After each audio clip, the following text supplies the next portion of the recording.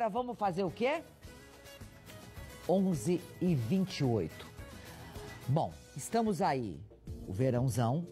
Temos um grande problema também das pancadas de chuva, água parada, mosquito. E a gente tem que estar atento a tudo, né? Não só o mosquito, mas a barata, o rato, ao que mais? Escorpiões, né? E a Clair é craque para falar sobre este assunto. Ela que cuida lá de casa, detetizando tudo, resolvendo tudo para a gente viver em paz, não é mesmo? Bora lá, vamos mostrar para você como é que se faz. Eu tenho certeza que você aí de casa já sofreu com essas altas temperaturas, com bichinho, os pernilongos, já acabou levando algumas picadinhas, mas você sabia que nessas temperaturas mais altas é que eles estão realmente circulando por aí. Eu tô com a Clair, que é bióloga, que nos vai ajudar nessa missão, talvez de fazer com que eles diminuam em casa. Será que isso é possível? Oi, Clair. Olá, bom dia. O ideal seria não ter uma população de pernilongos nessa época tão alta, né? A própria temperatura faz com que os insetos se proliferem absurdamente. Mas tem alguns fatores que ajudam a eles a nos procurarem. Por exemplo, o tipo sanguíneo O, para mosquito da dengue, por exemplo, é o preferido. Caramba. Então, o tipo sanguíneo ajuda muito. Para outras espécies de mosquitos, um pernilongo comum já tem preferência pelo tipo de sangue A, que é o meu. Então, sou muito procurado por mosquitos, pernilongos comuns, que a gente chama, que já é uma espécie diferente do mosquito da dengue. E veja como eles são específicos. Eles conseguem reconhecer o nosso tipo sanguíneo. Assim como a temperatura do nosso corpo, quando a gente faz um exercício físico, que aumenta a temperatura do corpo e automaticamente aumenta a liberação de suor e compostos químicos, isso também é um atrativo para os mosquitos. Por isso que a gente, igual quando vê aqui o pessoal, né, estamos aqui no lago, o pessoal fazendo atividade física, ou até mesmo uma criançada brincando ali, a gente normalmente acaba vendo realmente essa procura maior. Isso tem a ver com a prática da atividade física também? Tem, exatamente. Atividade física, inclusive bebidas como cerveja, que aumenta um pouquinho a temperatura do corpo, altera a composição química do suor, também é um atrativo para mosquito.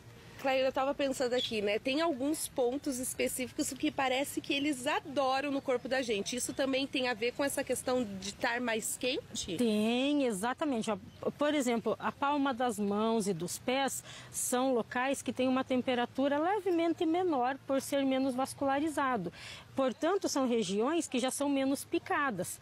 Agora, tem outro fator também relevante, que é pernas geralmente são mais picadas, né? Geralmente as pessoas sentem um atrativo maior nas pernas. Por quê? Calor, nós estamos com menos roupas, geralmente saias, shorts, enfim, as pernas estão expostas. E tem mais um fator que ajuda. Além dos nossos membros, pernas, braços estarem expostos, nós temos a questão de que alguns mosquitos, como o da dengue, por exemplo, preferem voos abaixo de 1,5 metro. Então, veja, se ele prefere voar baixo, não quer dizer que eu não vai encontrar um mosquito da dengue alto em uma parede, mas o plano de voo dele é baixo. Então, ele geralmente vai encontrar o quê? As pernas, os braços, né? Mais essa região mesmo. Você falou que o mosquito da dengue, ele prefere o tipo sanguíneo O, né? E o pernilongo aí mais comum, o A, que no caso seria o nosso, né? Nos lascamos nessa. Mas assim, além disso, tem alguma diferenciação em relação a esses dois animais? De preferência ou até mesmo de picada, algo nesse sentido? O que tem de diferente, o mosquito da dengue, ele é muito evoluído. É um mosquito, quanto à evolução é impressionante. Só para a gente ter ideia, o mosquito da dengue tem em média 60 milhões de anos. Ele já existia na época dos dinossauros. Os dinossauros foram extintos, o mosquito não. Ele está entre nós até hoje. Então tudo isso fez ele se adaptar muito bem ao ambiente, fez se adaptar muito bem a todo esse ambiente urbano que nós vivemos, ama tudo que nós amamos, ama plástico, ama água parada, enfim, toda a nossa dinâmica de vivência é o que ele gosta também, por isso ele se adaptou ao nosso meio. E a picada do mosquito da dengue, diferente da picada de um pernilongo comum, é nos produtos injetados na hora da picada. Porque quando ele pica, ele libera anestésico, então você raramente sente a picada de um mosquito da dengue, porque ele libera anestésico, imagina. Você não vai sentir a probóscide entrando na sua pele, no seu músculo, né? Enfim, na estrutura. Além disso, ele vai liberar anticoagulantes, porque ele não quer sangue coagulado. Ele libera anticoagulantes para sugar o sangue, né, em perfeitas condições. Alguns mosquitos comuns já não têm todo esse potencial de um anestésico. Tem sim um anticoagulante, tem outros compostos, mas o anestésico já não é o mesmo poder. Por isso que a picada de mosquito comum, a gente geralmente vê ele picando, a gente sente na hora, né? Sente, né? Aquela picadinha, aquela coceira e vê ele picando. O mosquito da dengue raramente você vai ver. Ele tem um potencial muito maior de ser picado sem ser percebido. Tem horários que eles acabam circulando mais ou não? Isso não tem muito a ver? Tem, ó. Início da manhã e final da tarde são os horários preferidos para revoada, para atividade biológica e automaticamente para picada também.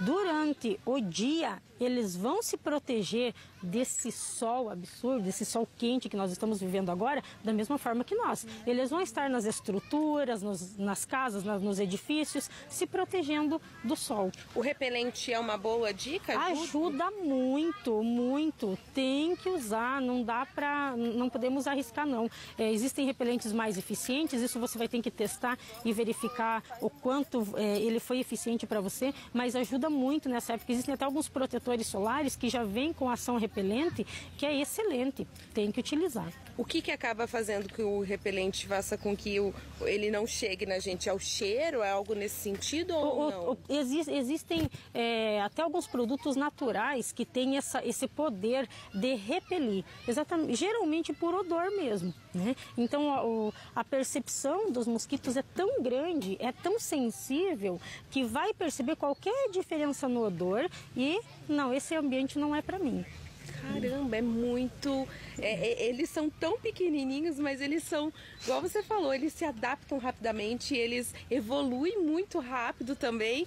É até difícil da gente fazer alguma coisa para não tê-los, né, por perto, né? Exatamente, eles são assustadores na quantidade de doenças que transmitem. Pelo catálogo internacional de arboviroses, existem quase 600 vírus. Os mosquitos transmitem quase 300. A gente fala muito em dengue, em zika, em chikungunya, em febre amarela, enfim, em zika vírus. A gente fala muito nos principais. Agora, veja bem, nós não falamos nem 5. Se a gente extrapolar esse dado, o que ele pode transmitir são quase 300 tipos de vírus, fora o que ele pode transmitir de fungo, de bactéria, de ovos de eumintos, né, de vermes. Então os mosquitos, eles até foram classificados como os animais mais perigosos do mundo, ele está em primeiro lugar. Então é uma doença muito silenciosa, muito rápida, os vírus são muito dinâmicos, não existe um medicamento que mata o vírus da dengue, você apenas ameniza os sintomas e o corpo que vai ter que reagir. E nesse ponto aí eu acho que a gente já fica o alerta e o puxão de orelha pro pessoal de casa, né? Porque a gente sabe que para combater o ovinho ali é muito mais simples do que a gente combater o mosquito em si voando. Então, nada de ficar jogando coisa arada aqui junto de água, porque para vocês terem uma ideia, gente, eles não querem nem saber se a água é limpa ou não. Eles se adaptam tão bem que a água pode estar suja mesmo, que eles vão se reproduzir e eles levam às vezes meses para essa reprodução, não é? E você falou algo espetacular. Quando a gente fala assim, o mosquito da dengue prefere água limpa. Não é a água limpa boa para beber, como vem da Sanepar. Não é só essa água. O termo água limpa é um termo muito antigo, em que fala, por exemplo, antigamente essa água do lago eu considero uma água limpa. Então ele pode estar, o mosquito da dengue, ele pode estar no rio, no lago, ele pode se reproduzir em uma lata de tinta que acumule água. Você fala, nossa, mas a tinta para mosquito é tóxica. Não é mais. Ele se adapta tanto que nós vamos encontrar em vários ambientes diferentes. Na calha das casas, não é só no vaso de planta, até no vaso sanitário, até no sifão de uma pia. nós vamos encontrar também larvas. E esse ovo, que é muito pequenininho, imagina aquele tamanho de ovo espalhado por todo esse ambiente. Ele é muito dinâmico, sem falar que o mosquito da dengue, quando ele coloca ovos, ele é tão inteligente que ele coloca um ovinho em cada lugar, ele espalha os 1.500 ovos que uma fêmea pode colocar, uma fêmea só, ela espalha um pouquinho em cada lugar. Então na sua casa ela vai colocar um pouquinho no vaso de planta, um pouquinho na calha, um pouquinho na calçada onde tem uma região que pode acumular água, e ela coloca na parede. Esse ovo que dura, fica ali viável em diapausa, que a gente chama, ou seja, fica na forma de ovo, mas sem eclodir, até 1 ano e meio. É muito tempo. 1 ano e meio, passa o inverno, pode passar, eu tenho um verão mais seco, eu tenho a temperatura, mas não tenho a umidade, ok, ele não eclode. Ele fica naquela condição até encontrar as duas coisas que ele precisa, calor e umidade. Encontrou as duas coisas, aí sim o ovo eclode em perfeitas condições. O adulto o macho vai se alimentar de plantas, a fêmea vai se alimentar de sangue, vai transmitir as doenças. E a gente tem um outro aspecto importante, que é o vírus da dengue. Ele pode ser transmitido não só pessoa-mosquito, pessoa-mosquito. O vírus da dengue é uma DST, uma doença sexualmente transmissível entre os mosquitos.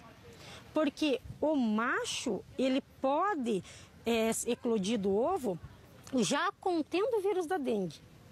E aí, na cópula, ele transmite para a fêmea, que passa a transmitir para as pessoas.